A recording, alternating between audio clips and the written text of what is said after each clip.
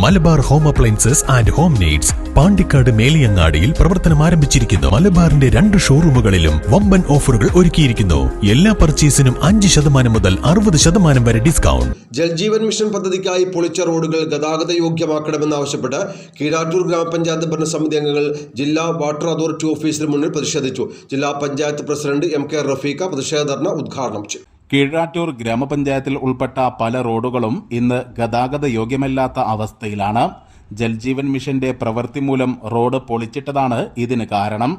പൈപ്പുകൾ കടത്തിവിടാൻ റോഡ് സൈഡിൽ ചാലുകൾ കീറിയതും ഗതാഗതം ദുഷ്കരമാകാൻ കാരണമായി. പലതവണ പഞ്ചായത്ത് ഭരണസമിതി അംഗങ്ങൾ വാട്ടർ അതോറിറ്റിക്ക് പരാതി നൽകിയിട്ടും പരിഹാരം ഉണ്ടാകാത്തതിനെ തുടർന്നാണ് 17 ഭരണസമിതി അംഗങ്ങൾ മലപ്പുറത്തെ വാട്ടർ അതോറിറ്റി ഓഫീസിന് മുൻപിൽ ധർണ നടത്തിയത്. ജില്ലാ പഞ്ചായത്ത് പ്രസിഡന്റ് MK റഫീഖ ഉദ്ഘാടനം ചെയ്തു. കാര്യമായ അധ്യക്ഷന്മാരുടെ ആവശ്യങ്ങൾ ഇതുവരെയും നിറവേറ്റിയിട്ടില്ല.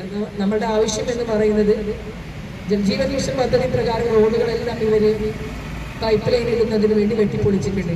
ആ വെട്ടിപ്പൊളിക്കുന്നതിന് വേണ്ടി ഭരണസമിതിയുടെ സമ്മതത്തോടു കൂടി വെട്ടിപ്പൊളിച്ച റോഡുകൾ എത്രയും പെട്ടെന്ന് റീസ്റ്റോർ ചെയ്യണമെന്ന് തന്നെയായിരുന്നു ഓരോ ഭരണസമിതികളുടെയും ആവശ്യമുണ്ടായിരുന്നത്.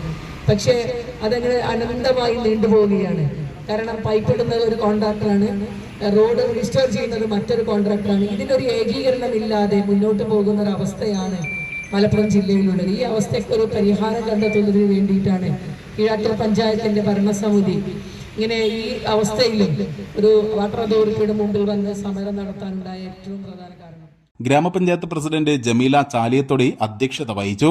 വൈസ് പ്രസിഡന്റ് N മുഹമ്മദ്, സ്ഥിരം സമിതി അധ്യക്ഷരായ സഫ്ന അനസ്, ബിന്ദു മാത്യു, NK ബഷീർ, അംഗങ്ങളായ NK അബ്ദുൽ സലാം, ചന്ദ്രൻ ചുള്ളി, UDF നേതാക്കളായ PK മൂസക്കുട്ടി, ഗഫൂർ പട്ടിക്കാട്, K നിസാർ തുടങ്ങിയവർ പ്രസംഗിച്ചു.